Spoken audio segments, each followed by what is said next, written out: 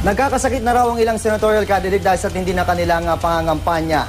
Bukod kasi sa pagod, sinasagupa nila ang sobrang init ng panahon. Narito ang report ni Jamsi Sante.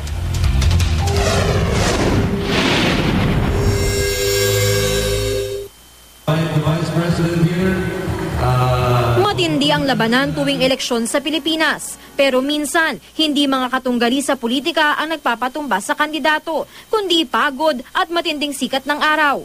Ang senatorial candidate na si San Juan Representative J.V. Ejercito nakakonfine sa Cardinal Santos Medical Center dahil sa overfatigue.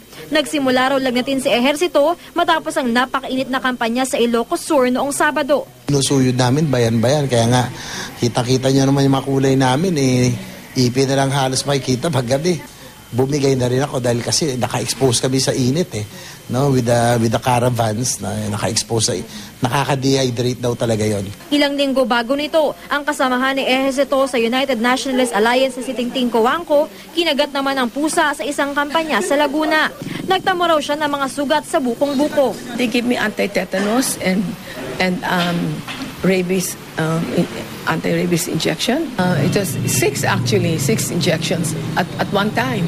Sa kabila nito, tuloy pa rin si Coangco sa pangangampanya. Si Nancy Binay, sinabing inasahan na raw niya ang mga pagbatikos pagpasok niya sa politika. Pero ang hindi niya raw matanggap ay ang pagdamay sa kanyang pamilya, lalo na ang mga anak.